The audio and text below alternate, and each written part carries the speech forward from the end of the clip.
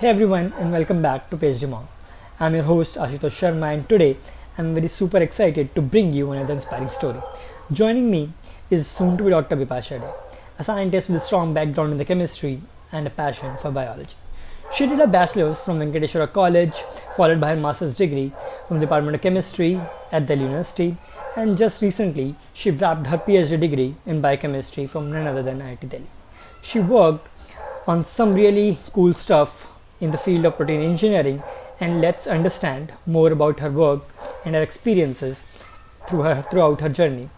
And with open arms, please welcome none other than soon to be Dr. Bipasa Dey. Thank you, Ashutosh, for having me in this show. I think I'll be able to answer all your questions correctly. Let's see. Yeah. There is no wrong or right or correct or incorrect. So this is just we'll discuss your journey, and let's hope people get to learn something out of it. Definitely. Yeah. So first of all, the basic question. So what sparked you, or a particular thought or moment where you thought to do science? So is there any? Yeah. See, that's a very good question to begin with. But if I recall, then I don't think there has been a specific, moment that spurred my interest into biochemistry. I think it has been more gradual for me. Shift has been more gradual for me. So when I did my high secondary education, I was good at physics and chemistry. So I had biology, but then I thought chemistry is a natural fit for me to do my undergraduate studies. So I went for that. And even when I was studying chemistry, I often used to find myself, more interested towards bioorganic chemistry or bioinorganic chemistry, that curriculum of my subject. So it continued to the masters as well. When I was Mhm. doing masters, I was more into, I was always looking for biology books than chemistry books. And I believe that I was better than rest of my fellows in biochemistry. We had a dedicated subject of biochemistry. Yeah. So I was very fascinated with the fact that whatever I'm learning in organic chemistry, I mean, I was fascinated with this that whatever I'm learning in chemistry, the basics of biology is actually similar to chemistry, right? I mean, the science is the same thing, right? Mhm. Yeah. So I was very interested to explore more the chemical application, chemistry application in biology, and I think yes. So this entire thought process, it's a progressive realization that which encouraged me to pursue biology in a more formal manner. So yeah, I think there was not a single aha Yeah. moment for me that okay, now Yeah. I want to switch. It was gradual. So what made you come to research? So basically, when we are students in undergraduates or masters, or let's go way back behind, 12th, 11th, 12th, or 10th standard. So, is there any like you wanted to do research, or later on in the path you realize let's switch to research or something like that? No, it's like you went way back, my 10th way. I, I wasn't even thinking what I would do in my life later on. Yeah, that's my But point. yeah, so it's really funny that just now I said that I had this interest in biology, but I never did my graduation in biology, Yeah, and I actually never thought that I would get a doctorate before my name. So I was more into after my 12th, I was after my graduation, I would say I was more into figuring out adulting and more into getting a steady paycheck, like yeah. all my friends around me who were I could see them getting settled and getting government jobs and all. So I was into that. But then I landed up in PhD. It was I think it was accidental because I had few professors around me who were constantly pushing me, who were who believed in my capabilities. But then I didn't think that I would be able to do hardcore research. So getting into PhD is like accidentally finding a good pizza spot. So you're not looking for that spot, but you're glad But that yeah. you did. So yes, so that was that's my story. And also, I would like to add that while I was, I appeared for engineering examinations and medicals as well. But then eventually I did my master's, and after that, I was actively, talking with some of the scientists and faculties. And I remember one person, I don't want to mention his name. He was like, he went through my resume and he was like, "Oh, why do you have a good chemistry background? Why do you want to switch to biochemistry?" And this is one particular question that I've been asked so many times. I was so fed up with this that maybe I would have ended up doing a PhD in chemistry, like if I didn't have gotten into IIT.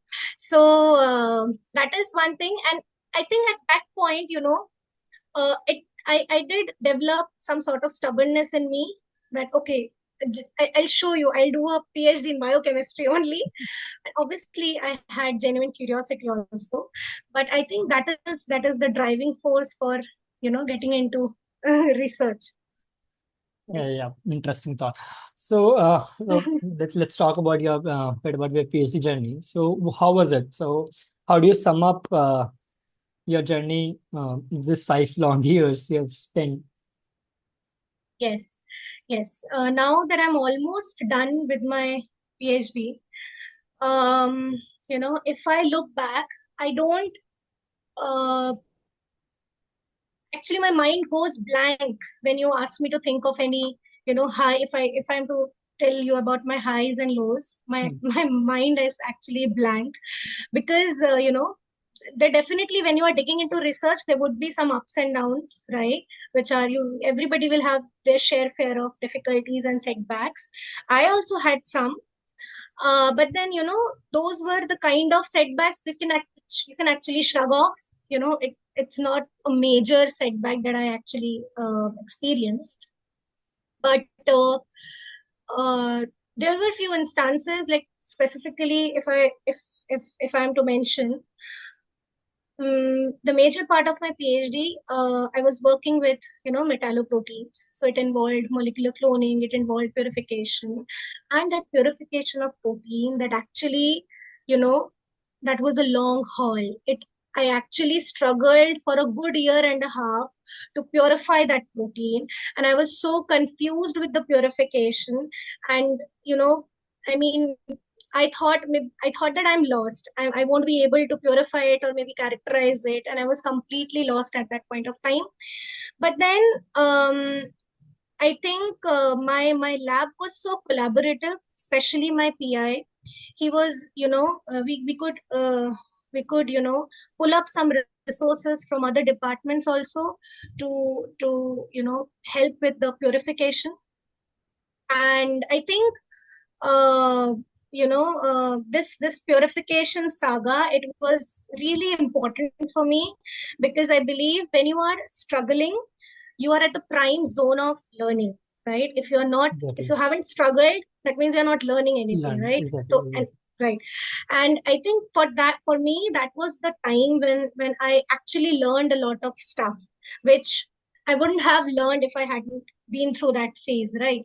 So yes, I think I had an environment. I had such a good environment, I had good peers and good supervisors. So I didn't actually had major setbacks, but yes, this was one of them. So Yeah, so you as we mentioned about about your PIs and the colleagues. So, like, what kind of support did you get from them? Yeah, you have mentioned a bit about them. So let's yeah, understand more if you want to explore. yeah, definitely. Actually, um, I don't I don't have a specific set of people who supported me. I have an entire squad with me. So first off is my family, because you see, I have been very fortunate that I got into an institute in Delhi itself. It's a premium institute in our country. So I got into IIT, and at the same time, I had my family in Delhi. So it was a really blessing for me having these people around.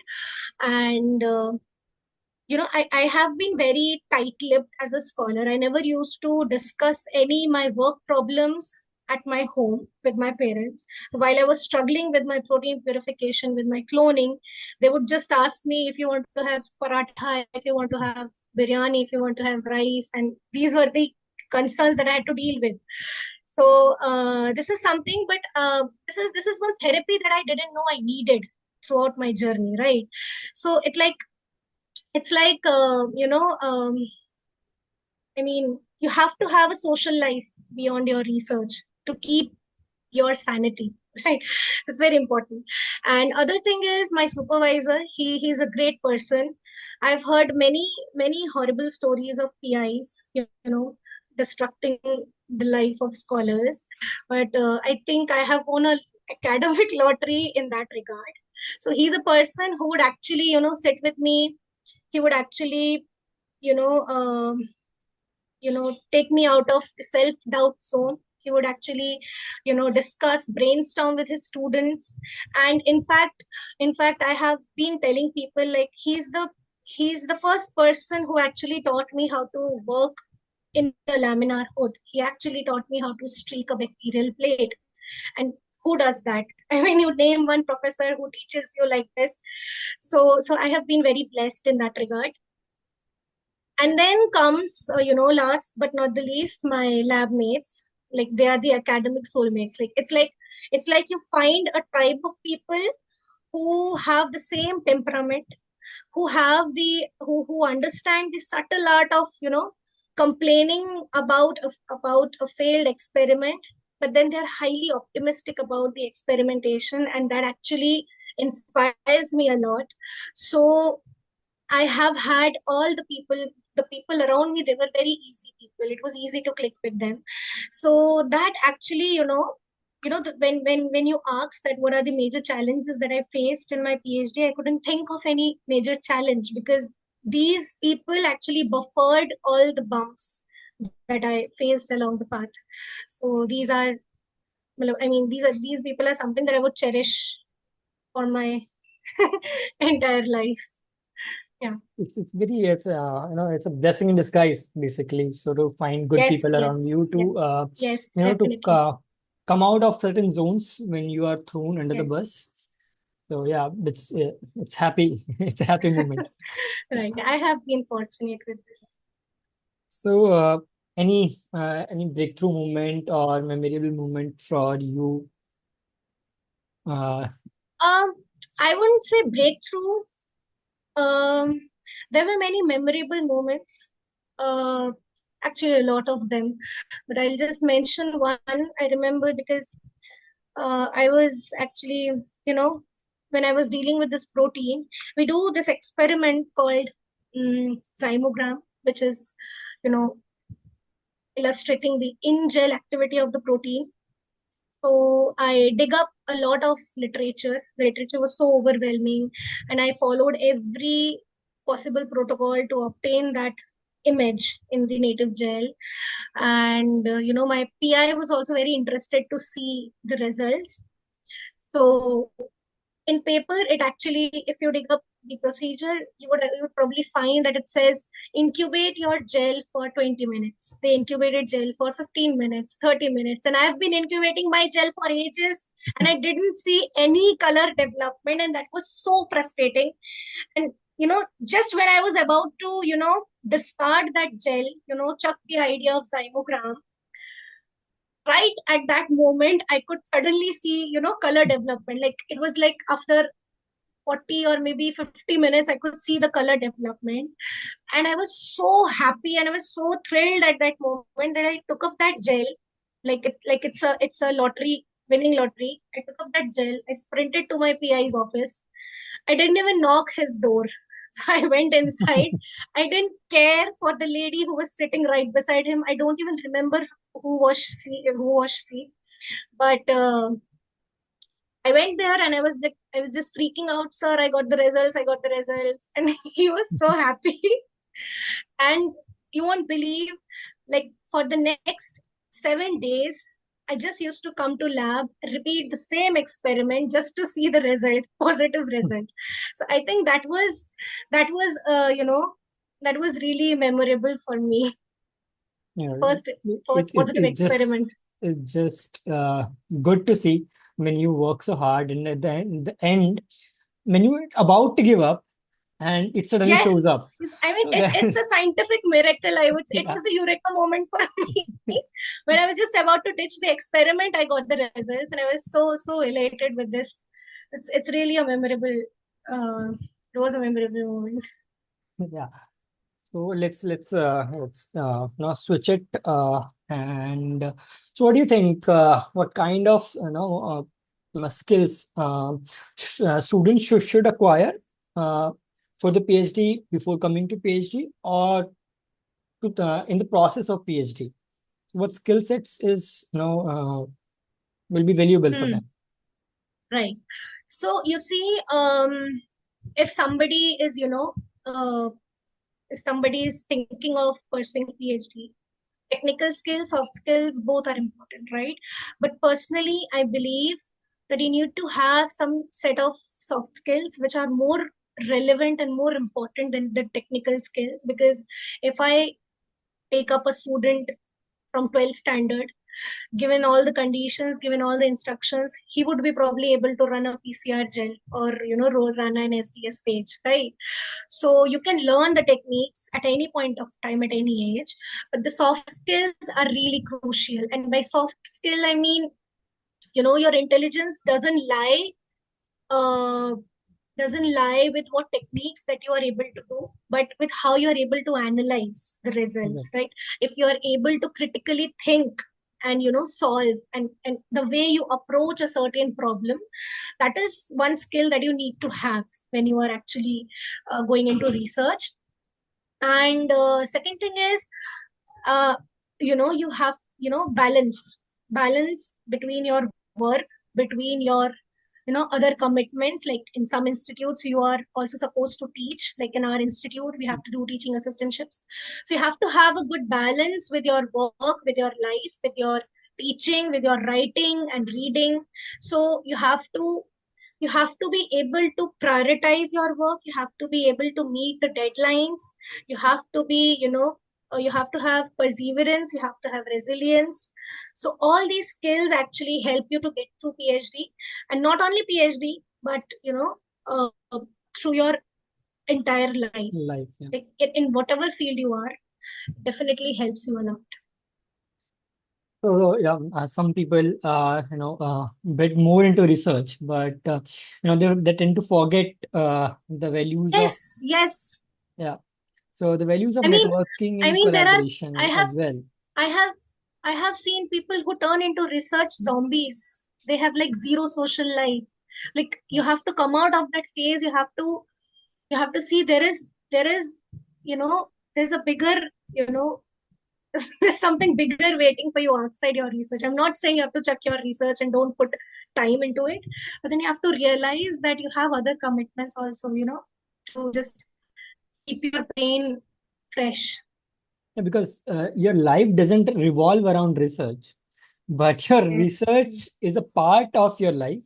Part of your So life, yeah, right? it's not the life itself. It's just a part where you are doing research, but along with that, there's so much to explore in life as well. Right. So I think you should embrace every aspect of life, not just, if somebody comes up to me and says, "Oh, I'm so much into research, I do 24/7 research." That's bullshit. You shouldn't do it actually that yeah, way. exactly the point. I mean, so I think yes, balance is the key. So yeah, that's where I was coming. Like uh, people networking and collaboration in science. Some people tend to believe it's the heart of it. Some people tend to escape from it. So what's your thought on that? Uh, you see, Ashutosh, I believe uh, when you are into research, you cannot do it independently, right? You have to have some connections, you have to have some networking, you have to collaborate at some point, because the importance of these two things cannot be overstated here. These are absolutely crucial for, look, as far as I believe. And when you are collaborating, you're actually bringing different expertise into one plate, right? You are Exactly. getting different perspectives for one particular topic that you are researching on. And you don't even know that when you are discussing your topic with others, you're collaborating with others, they might be able to solve the problems that you were never able to figure out were there in your project, right? So I think that's a very good opportunity for you to grow, right? And when you collaborate, you learn from their experiences. They also learn from you. So it's a continuous cycle of, growth and development. And as far as, also there's one thing that when you collaborate, like for in my case, I had to pull up some resources from other departments, like the instrumentations, the techniques that were not there in my lab. So it helped me, to actually access different avenues of my research, right? So I could explore beyond my objectives, right? So that's the beauty of, collaborating with people. You can collaborate with your, you can collaborate with your seniors, with other supervisors, even your peers, maybe your juniors.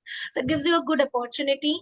And, networking, as we're talking of it, networking actually helps you in the long run.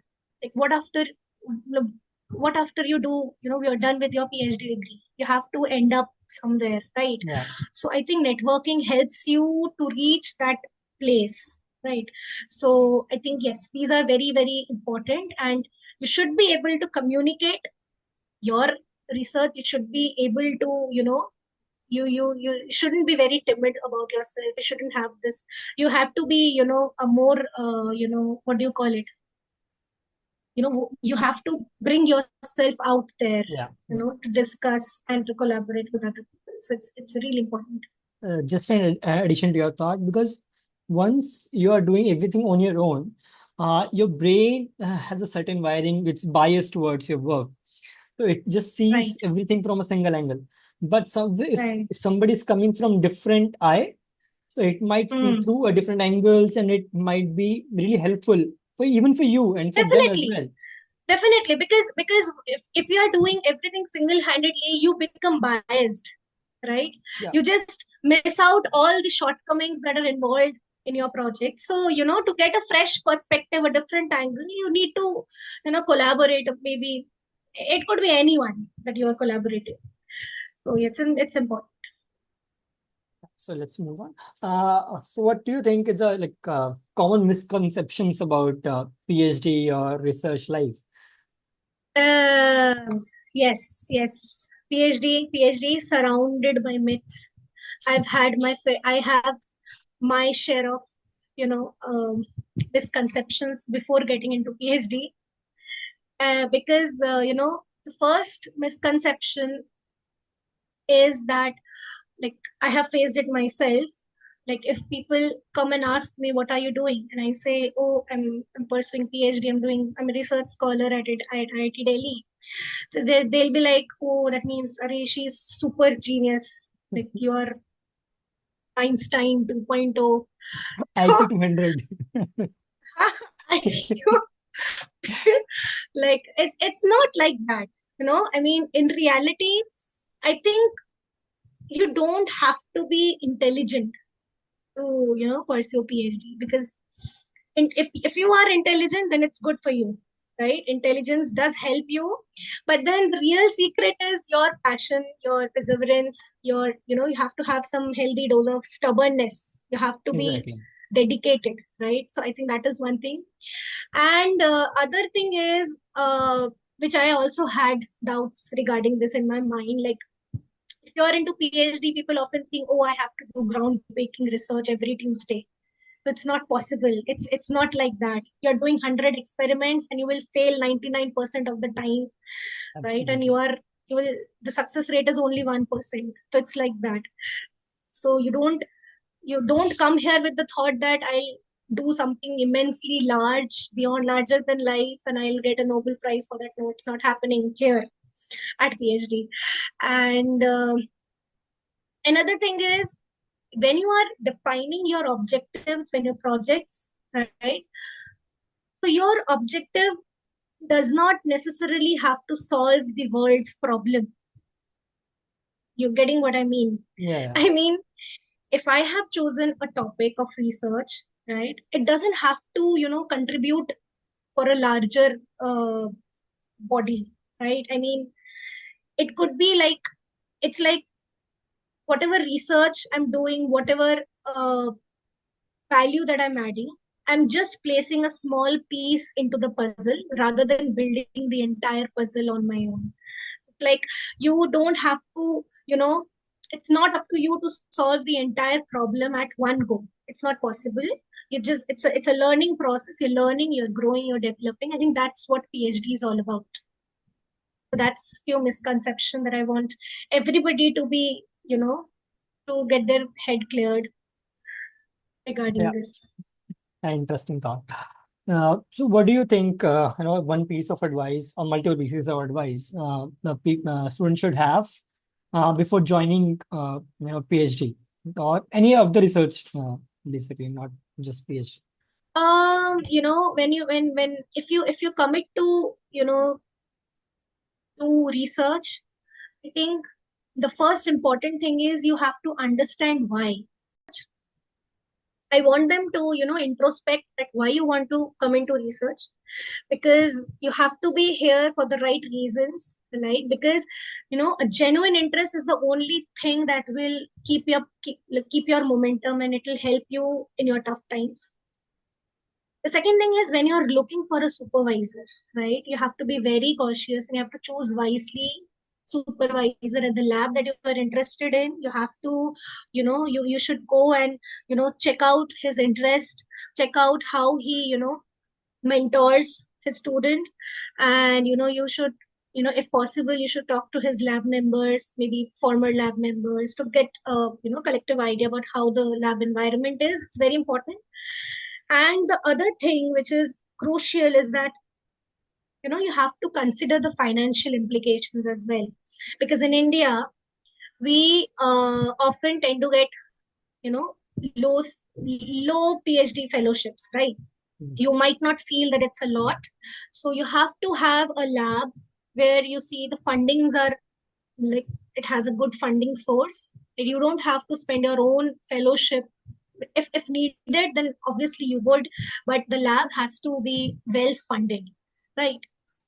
And the last thing is, like, when you are into PhD, whether your research is doing, whether it is going great or not, it doesn't matter. You just have to be honest, and you have to be true to your own work, because that's the only thing that will keep you going, right?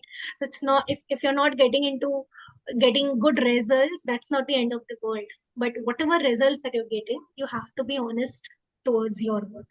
I think that's something that I would want the aspiring students to have, you know, follow. Yeah, yeah. Of course, people should always keep things in mind before joining labs. It's an very interesting. Some you have summarized it very interestingly and brilliantly. Because So I have seen many, I have heard many stories. I have, you know, a few of my friends only, I've heard their stories, like PI, they have been, you know, they have brought havoc in their life. They had to switch to many different labs to achieve their interests. So it's very important that you choose the lab very wisely. yeah, mentioned very very important for that. So so what do you think? You would like to burst a myth or about it? So we have discussed, I guess, this one, but like if you want to Yeah. skip it. Um, I think in my lab only, when we were actually jotting down all the possibilities that what we can do in regarding my project, I was always skeptical, because I'm not from this background. So I always had this dilemma in my mind that I'm inadequate. I don't have enough knowledge to put up right questions and let alone find the answers. Always had this doubt in my mind. So I was very skeptical that whether I'll be able to, finish all the objectives or achieve all the objectives. So later on, I realized that you don't have to, it's not like you have to have everything figured out at the initial phase of your PhD, right? So it's more like you have to have a general idea of your project, of your research topic, and you will you will get to define those projects as you go on, objectives as you go on in your PhD journey. So instead of feeling pressured to have everything figured out, get all the results at one go, I think it's not like that. It's PhD is a period of exploration and discovery, right? So your research will become more and more clear and more focused as you progress. But it's okay sometimes, like if your results are not working out, if your experiments are not working out, it's okay to stop. You have to understand where to stop, when to stop, right? And it's okay if you have to change your objectives, or maybe search for different avenues, because we are here to learn, right? We are not here to establish anything, we are here to learn. So changing your objectives, it would definitely change, right? It doesn't like, it's not like whatever you have defined initially you will end up with that objectives only. It will definitely change with the course of time. So you have to be open to those changes, right? It's not like you're striving and you're hitting your head against a wall and working with a project which has no outcome, right? So you have to be open to new avenues. You have to be open to, you have to have this acceptance where you need to explore different fields, different strategies, maybe different topics. So that's one thing that I would like to change the perception about. You see, I would definitely want to be uh, in a, I would definitely want to be, I want to have a career in science. But right now, I'm not that much clear that whether I would go for industry or I would go for academics. Initially, I actually envisioned my path, like I wanted to be in academics. And for that, postdoctoral fellowship would be the next obvious step. But since I transitioned my area of expertise from chemistry to biochemistry, protein biology, I think I'm more interested to explore and have more expertise in translation work, right? So I am actually actively seeking for positions where I would get to, I would get to delve into translational research and maybe gain some practical experience out of it, of this particular realm. And after that, yes, I would definitely, be in science, whether I do research or maybe in academics. I'm not sure as of right now, but yeah, that's the plan as of now. Uh, what do you think? You have done PhD, you have done a lot of science around you. You've seen a lot of people do science around you. So would you still choose PhD as your career, or still want to, go through the process again Yeah, if you had a chance? Yeah. it's a tough question. Don't judge me because now that I'm done with my degree, people might judge me if I say this. But you see, yeah, if I am to compare Bipasha of 2020, when I was, when I got the chance, righty rally, and Bipasha of 2025, I am very, very, pleased. I'm very, so not pleased. I would say I'm very, very proud of myself that I've learned so far. I've gained so many things. And, I am proud of myself because not many chemists nowadays do biology. So I have had taste of both the field.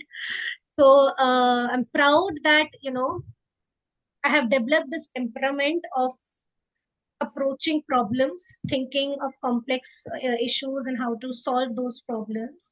And this is something that has fundamentally changed how I think and act right now. And this will help me definitely in my near future.